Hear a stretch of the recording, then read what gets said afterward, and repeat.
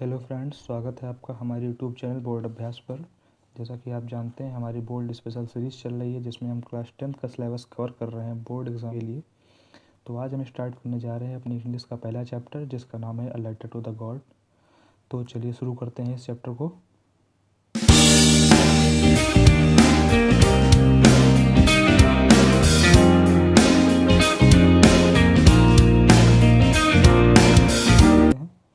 Lencho is a farmer who writes a letter to God when his crops are ruined, asking for 100 pesos. Does Lencho letter reach God? Does God send him money? Think what your answer to these questions would be and guess how the story continues before you read it. तो इस chapter में क्या बताया गया है कि एक Lencho नाम का फार्मर है जिसकी क्या क्रॉप जो है वो फसल जो है वो बर्बाद हो गई है उसकी। तो वो गॉड से रिक्वेस्ट कर रहा है 100 पेसोस। पेसोस मतलब क्या है, वहाँ की करेंसी होगी जहाँ पे वो है इस टाइम। तो पेसोस जो है करेंसी है आपकी, और क्या मतलब उसको 100 पेसोस गॉड की तरफ से रिसीव हुए जो उसने लेटर भेजा था गॉड को, और या नहीं हुए, तो वो हम आगे चैप्टर में देखेंगे। तो चैप्टर की कहानी इस प्रकार से है कि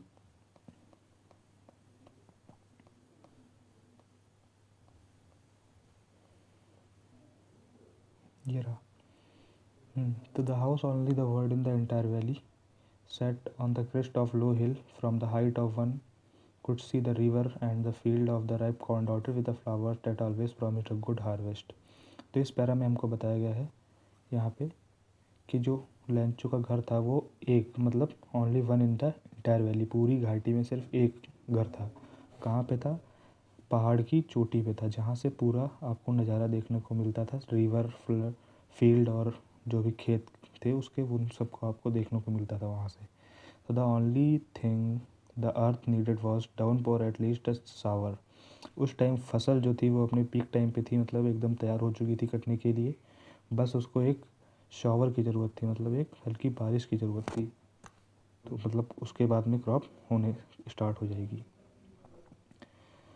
हमारे अगले पैरे में बात की गई है, now we were really going to get some water women. The women who was preparing supper replied yes God willing. मतलब अगले पैरा में एक वुमेन की बात करी गई है जो लेंचो के लिए वहाँ पे खाना, मतलब उसके परिवार में कोई लेडी होगी जो खाना बना रही थी अंदर। तो लेंचो उससे कहता है कि we are going to get some water, मतलब अब लग रहा है कि बारिश होने वाली है। तो the lady replied yes God willing, हाँ भगवान की इच्छा के अनुसार। द ओल्डर बॉयज़ मतलब उसके लड़के जो थे, बड़े लड़के, वो खेतों में काम कर रहे थे, और जो छोटे बच्चे थे, मतलब कुछ बड़े बच्चे थे कुछ छोटे, तो छोटे वाले जो थे they are playing near the house. Come for dinner, lady ने आवाज़ लगाई। It was during the meal time, it was during the meal that just as Lencho has predicted big rain drops began to fall. और Lencho predicted मतलब Lencho अनुमान लगा रहा था कि हो सकता वहाँ पे बारिश हो। In north, his huge mountain of clouds could seen approaching. The air was fresh, sweet. The man went out for no other reason than to have a pleasure of feeling rain on his body. देखिए ये line आपके board exam के point of view से important भी हो सकती है कि द प्लेजर, ये रही आपकी, the pleasure of feeling the rain on his body. तो ये लाइन इसलिए इम्पॉर्टेंट है क्योंकि देखिए लेंचो की जो क्रॉप थी that wants only the single shower of rain after which the crop is ready to cut. मतलब उसके बाद में फसल कटने वाली हो जाती। तो लेंचो की जो खुशी थी वो 2 टाइम्स थी, दुगनी थी। एक तो पहली चीज़ तो उसकी फसल कटने वाली थी और पैसे मिलने वाले थे, जिससे मतलब एक किसान को वो उसी का सहारा होता है।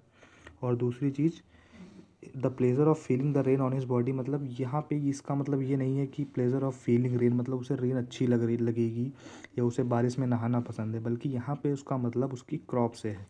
तो ये क्वेश्चन आपके बोर्ड एग्जाम में पूछा सकता है कि describe how the pleasure of feeling the rain on his body on Lencho's body.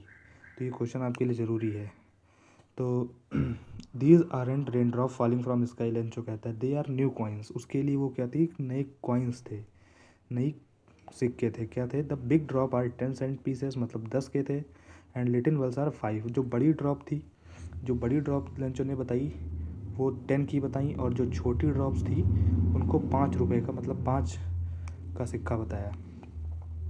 उसके बाद में with the satisfied expression he regarded the field of ripe corn with its flowers trapped in a curtain of rain, but suddenly, अचानक, strong wind began to blow and along with the rain very large hail stones began to fall.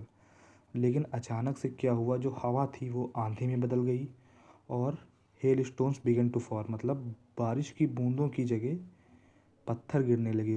Begin to fall the truly resemble new silver coins, boys exposing themselves to the rain out to collect the frozen pearls. अब जो छोटे बच्चे थे उन वो घर से बाहर निकलने लगे, वो छोटे छोटे हेल स्टोन्स को कलेक्ट करने के लिए।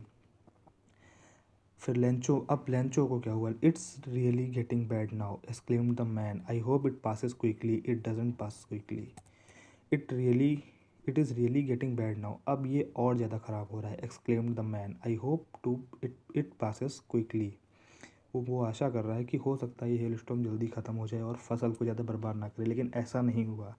एक ही घंटे के अंदर hello rained on the house, the garden, मतलब पूरी इंटायर वैली में एज अ लाइक कि साल्ट, मतलब किसी ने नमक डाल दिया है। पूरा एरिया जितना वैली का था सारा वाइट वाइट दिख रहा था, पूरा area. Even not a single leaf of a tree, the corn not a leaf remain on the trees, the corn was totally destroyed, मतलब पूरी फसल उसकी बर्बाद हो गई थी। The flowers grown from the plants, मतलब फूल जो थे पेड़ से झड़ चुके थे। Lencho soul was filled with sadness, Lencho मतलब एक दुख से भर गया। When the storm was past he stood in the middle of the field, जब हेल स्टॉर्म चला गया एंड जो स्टेट थी वो पुराने की जैसी हो गई, मतलब मौसम बदल गया। देन क्या हुआ, वो the he said to his sons, उसने अपने लड़कों से कहा, a plague of locusts would have left more than this, मतलब क्या बताया उसने कि अब उसने अपने लड़कों से कहा कि इन जो जैसे टिड्डों का झुंड आता है खेतों में या किसी भी कीड़े का झुंड आता है, उसको उसने डिस्क्राइब किया कि have left more than this, वो भी इससे ज़्यादा फसल छोड़ जाते हैं। द हेल लेफ्ट नथिंग, मतलब ना लेकिन इस तूफान ने कुछ भी नहीं छोड़ा है। That night was sorrowful one, that night was sorrowful one, all our work nothing, there is no one who help us, we all go hungry this year. ये लेंचो के वर्ड्स थे, इन्हें आपको हाईलाइट कर लेना चाहिए अपनी किताब में, because these lines are most important. क्या कहता है, that night was sorrowful one, क्यों थी वो रात सॉरोफुल, ये तो इसलिए थी क्योंकि उसकी फसल बर्बाद हो गई थी। And for a whole year he had nothing to eat और he had nothing through which he can make money, we all go hungry this year. तो ये आपका हुआ पूरा।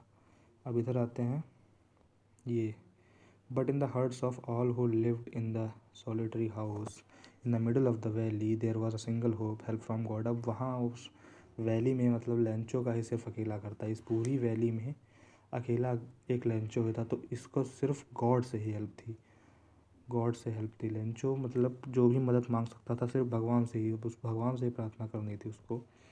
Don't help from God, don't be upset even through this seems like total loss, remember no one dies of hunger.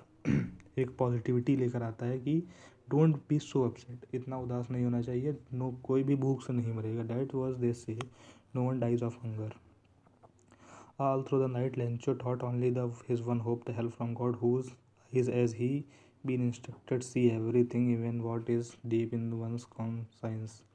Lencho was an ox of man working like animal. Lencho was मतलब एक Lencho was an ox of a man, मतलब of a man working like animal, जो एक जानवर की तरह खेतों में काम करता था। But he knew how to write, लेकिन उसे लिखना आता था।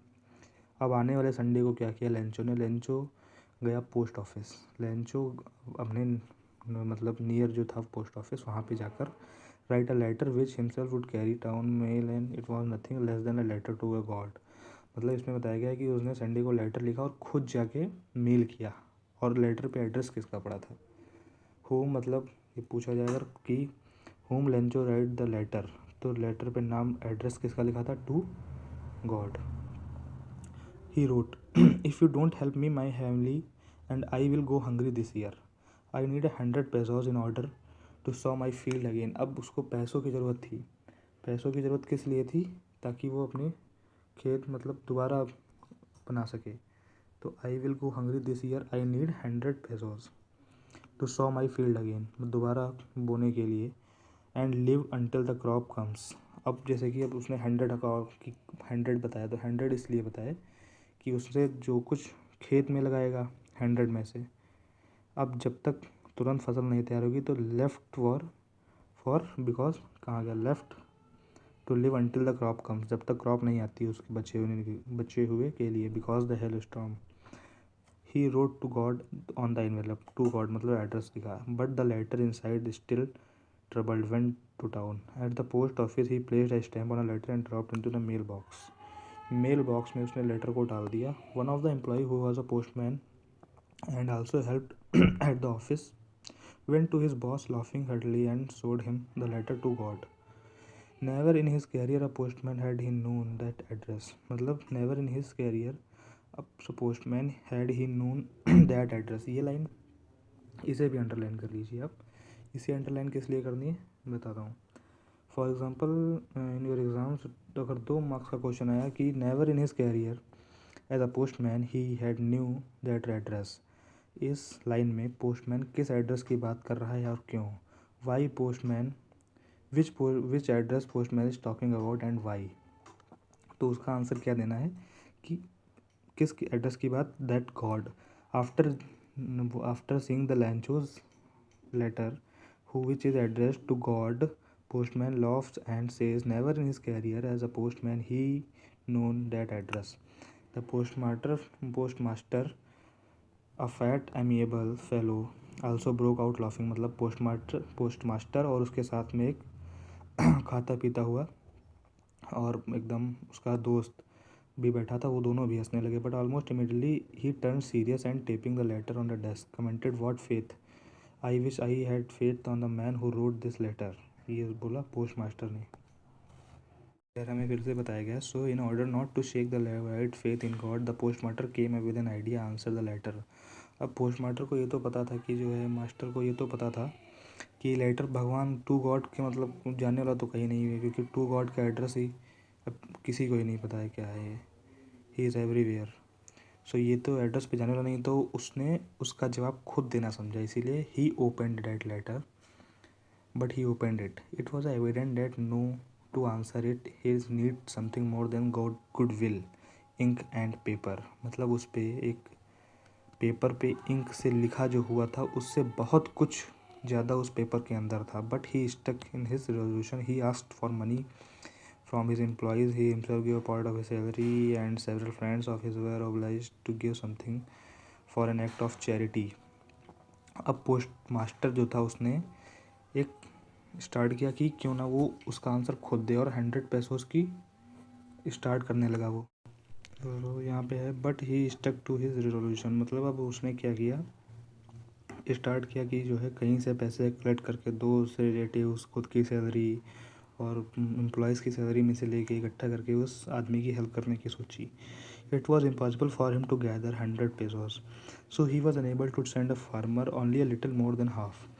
ही put money in the envelope addressed to Lancho with the letter containing only a single word as a signature, God. फिर उसने गॉड के सिग्नेचर करके उसमें जो कुछ मतलब 100 तो नहीं, लेकिन क्या लिखा है, only a little more than half से कुछ ज़्यादा मतलब 50 से कुछ ही ज़्यादा सेंड कर दिया लेंचो के एड्रेस पे. सिग्नेचर क्या किए, गॉड. उसके बाद क्या हुआ, the following Sunday Lencho came a bit earlier than usual as ask if there was a letter for him. It was a postman himself who handed the letter to him while the postmaster experiencing the content of the man performed a good deed looking from his office. मतलब Sunday को फिर से lunch आया और वहाँ पे पूछा कि क्या कोई उसके नाम से कोई लेटर आया है. तो पोस्ट मैन जो खड़ा था वहाँ पे हिमसेल्फ, उसने खुद जाके handed the letter to him while the post master experience. का पोस्ट मास्टर जो था वो अंदर से ऑफिस से बैठा उस आदमी को देख रहा था, किसे, लेंचो को देख रहा था. Lencho showed not a single slightest surprise on the seeing the money. Such was his confidence but he became angry when he counted the money. जब उसने पैसे गिने तो उसे गुस्सा आया और कोई मतलब सरप्राइज़ उसको नहीं लगा. अब क्या हुआ आगे, immediately Lencho went up to the window and asked a paper and ink on the public writing table. He started to write. अब उसने फिर से लिखना स्टार्ट कर दिया गॉड को letter.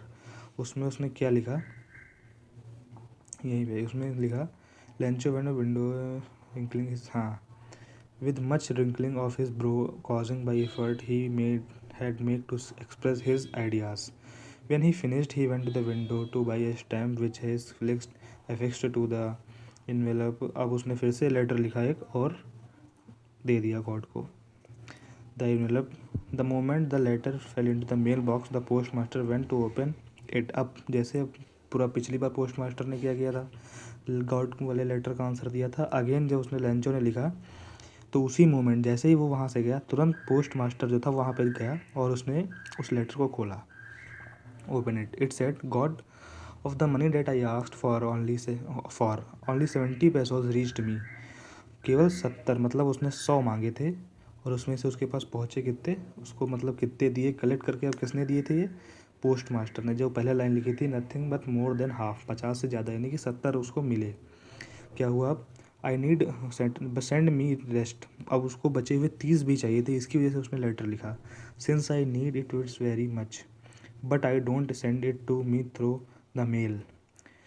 I need it very much, उसे उसकी बहुत ज़रूरत थी, but don't send it me through the mail, mail के द्वारा मत सेंड करना, because the post office employees are the bunch of crooks. Lencho ने लास्ट में ये लिखा कि मुझे मेल की जरिए मत भेजिएगा, क्योंकि जहाँ पे जो एम्प्लॉयज़ का, ये जो एम्प्लॉयज़ हैं पोस्ट ऑफिस के, they are bunch of crooks, मतलब एक टाइप के चोर हैं यहाँ पे। हो सकता है ये उसको लग रहा था कि 30 जो बचे हैं वो इन्हीं लोगों ने चुरा लिए हों, इस वजह से।